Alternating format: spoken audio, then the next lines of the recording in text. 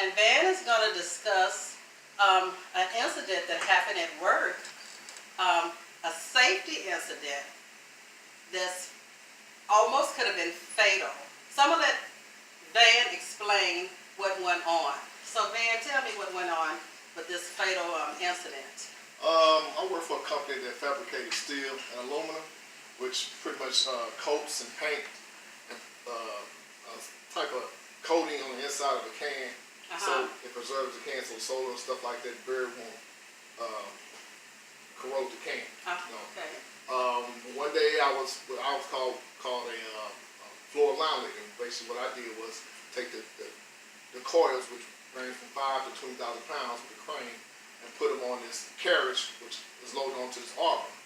And what the arbor does, it spins the coil, unloosens the coil through a whole system that goes all the way through the process of painting, sealing, and heating, and coming back to being recoiled and shipped back out. Okay. The company didn't make the steel or aluminum; they fabricated other people's steel or aluminum. Okay. So basically, one day I was taking the coil off. I remember it quite like it was yesterday. It was 21,000 pounds at the weight.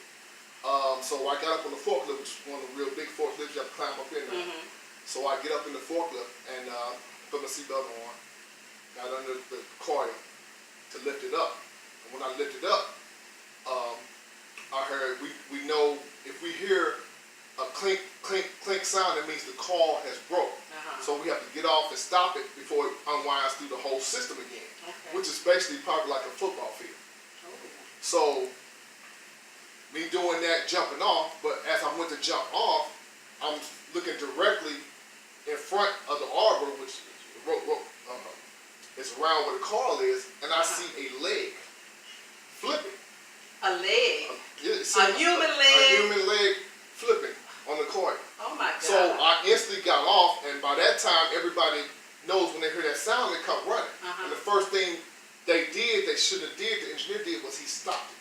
And once he stopped it, tension came. So he had to put it in reverse. So by that time, they had called before we got it started by reverse, they seen what incident, they called the 911, which they sent like 5 ambulances, it was a 5 alarm, like you thought it was a fire, but it wasn't.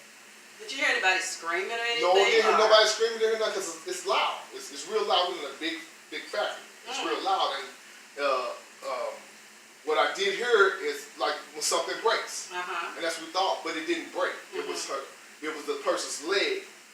She was getting wrapped up into the coil. It was a female, and what happened was she went against safety precautions. You have where you have to check the OD. You check how much wax is coming on, or whatever process is going on on the OD of the coil. So what happened was, instead of her being on the outside as the coil's turning counterclockwise, she could test it. She went around the safety precautions behind the safety barrier and went at the bottom. And it was so hot, it pulled her glove. And it pulled her in. And snatched her in. Oh my goodness. So by the time when they got it and they went to reverse her, you heard her moaning and stuff like that. It's hot, like I said, it goes through a heater. Like most time when that coil breaks, we have to pull it back through the heater. So it's the temperatures when we pull this like 200 degrees. We pull every 30 seconds to come out. 30 seconds to come out. So once the fire department got there, the first ones got there, they had to try to figure out how to get her out, because she was wrapped. Maybe, I would say, probably like 20 sometimes. Oh my so goodness. The pressure and all that. So once they finally got her out, they had to use the jaws of life to cut her out of the coil. Now, what is the jaws of life? What is it's that? It's like a big scissors, something like it's a big can opener, I would say, a real giant can opener that takes like 2 people to do. Like they cut somebody out of the car, like cut them out. And once they got her out, we wasn't allowed to go over there. You know, I didn't really want to go over there because I knew the situation. But they said they had to put this pin in her head to loosen the pressure out of her head. They had to keep for insurance purposes, they had to keep the coil and stuff like that, where there was skin and teeth and stuff like that. When they got out, they shut it. Yeah, they shut the plant down for a whole day and a half because they had to investigate.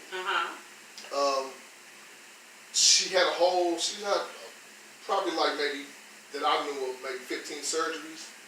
She ended up being all right, but not the way she was.